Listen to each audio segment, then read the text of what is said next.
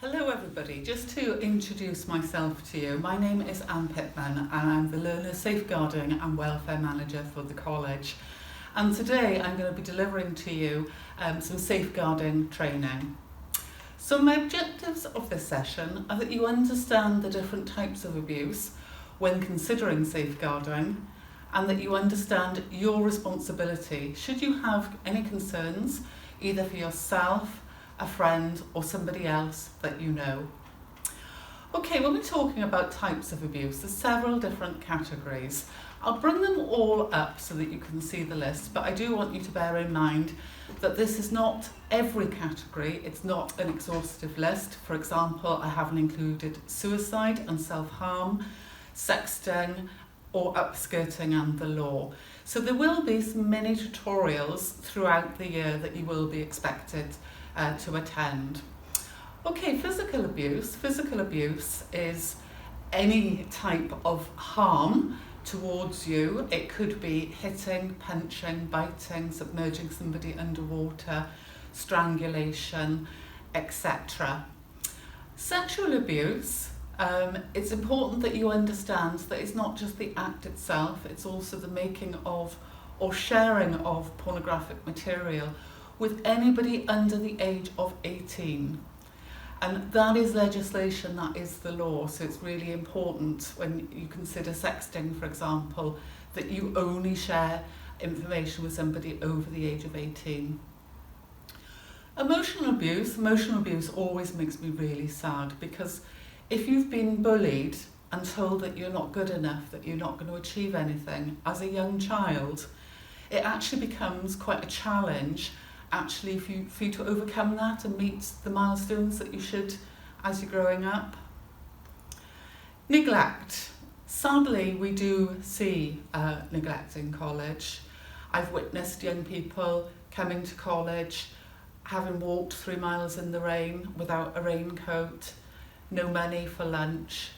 These are things we can support. So if you feel that a young person has been neglected, please come and speak to a student support officer, because we can look at how we can support them. Domestic abuse, I've got quite a lot of slides coming up on that, so we'll look at that in a minute.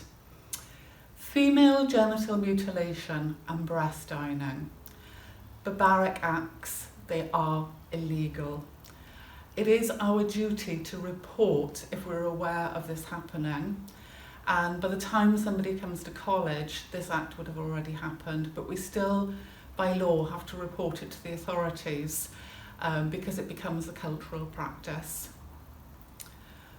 Forced marriage, child criminal exploitation, child sexual exploitation, and peer-on-peer abuse. I've got quite a lot of slides coming up explaining those. And contextual safeguarding, the same.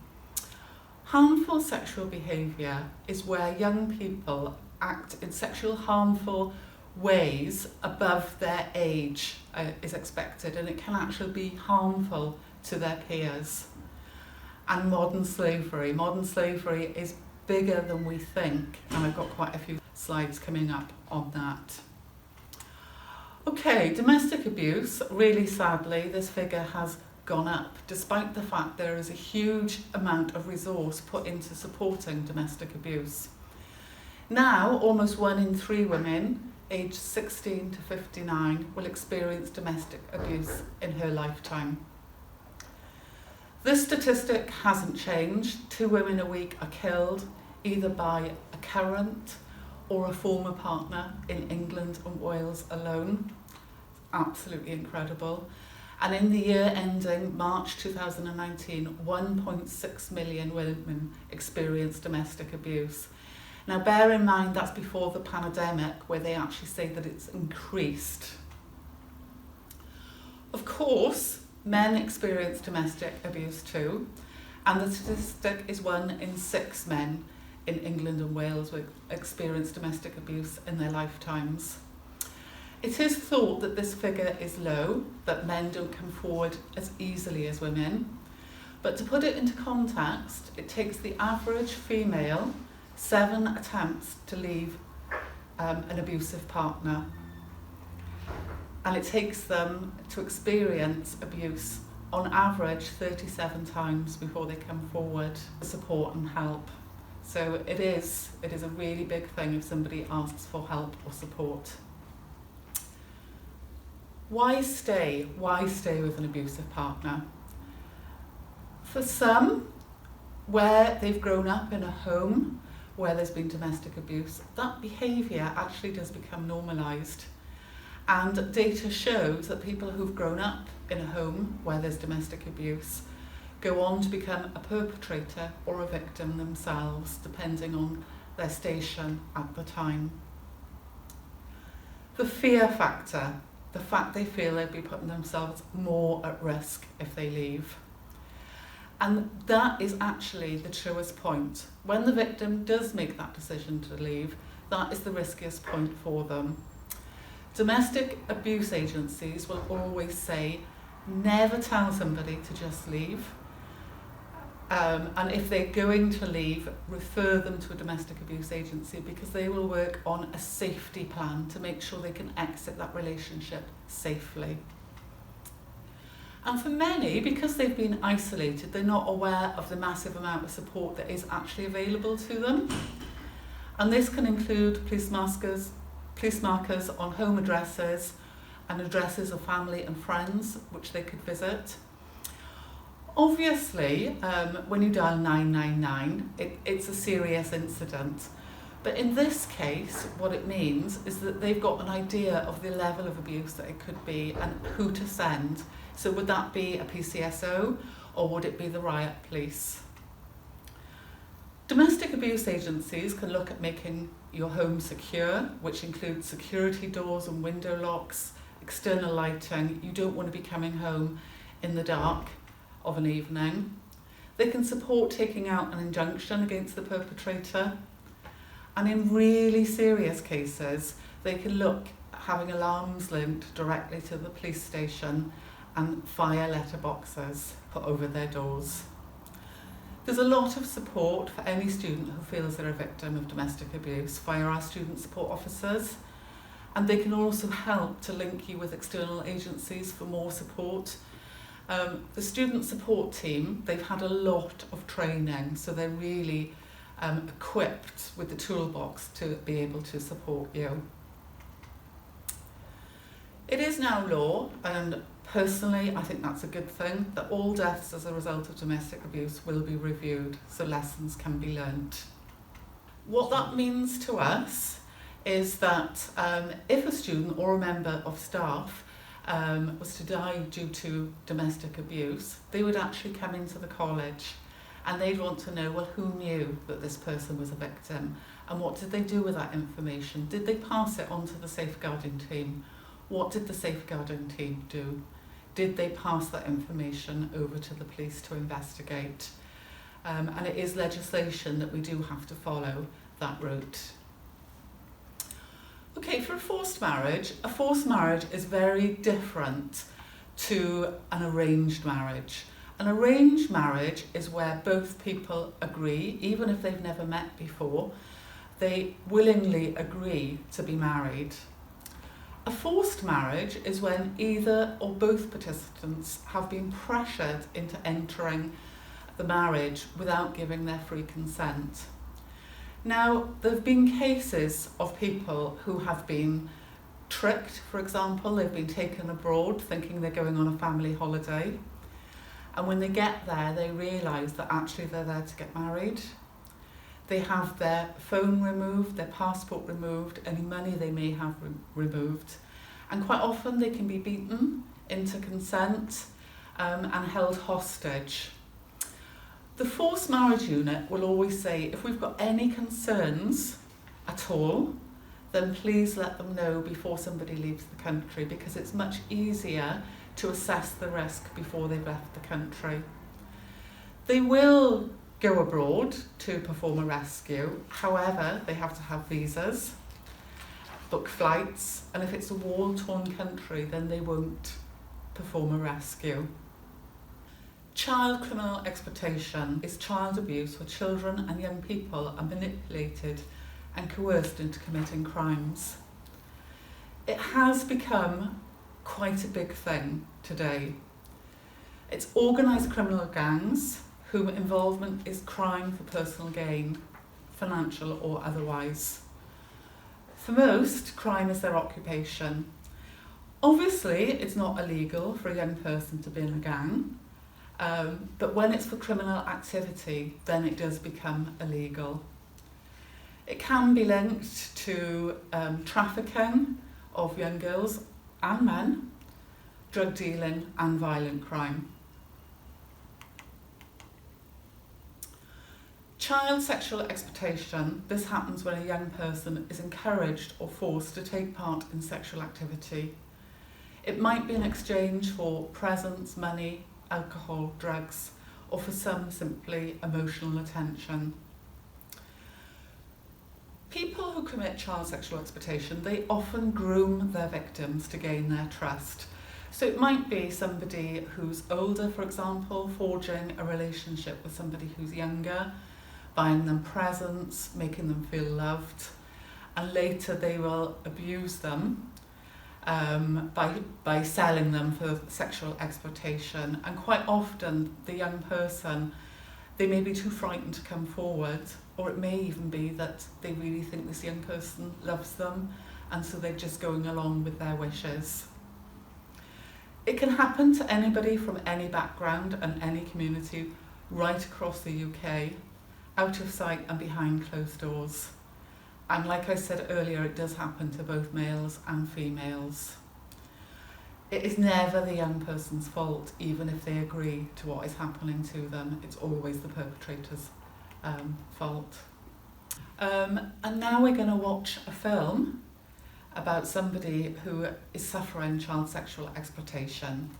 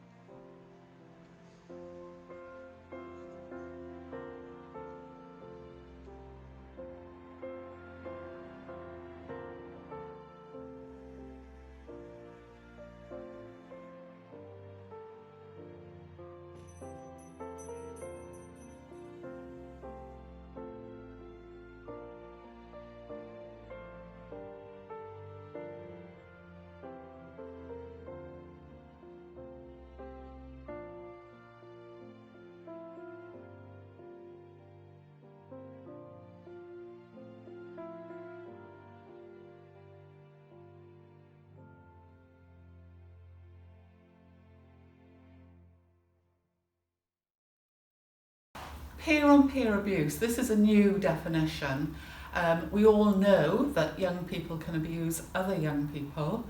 This is now referred to as peer-on-peer abuse, and it can take many forms. Bullying, sexual violence and sexual harassment, physical abuse, sexting and initiating hazing type violence and rituals. We've all heard of uninvited and sexual harassment, and that's something very much that I will be picking up with you all as young people as we move throughout the year, working closely with our student union president. Okay, modern slavery, it is closer than you think, than you can even imagine. Modern slavery is present in every single part of the UK. And you probably see people trapped in slavery on a regular basis. It might be somebody working in a private home on your street, the man working in a car wash in town, or the cleaner who empties the office bin. It can be really difficult to spot the signs, but if you are concerned about anyone, obviously in college you would contact the safeguarding team. Outside of college it would be the Modern Slavery Helpline. The number of people identified as victims of modern slavery has been rising year on year, with over 10,000 people referred to authorities in 2019. And the real figure is expected to be much, much higher.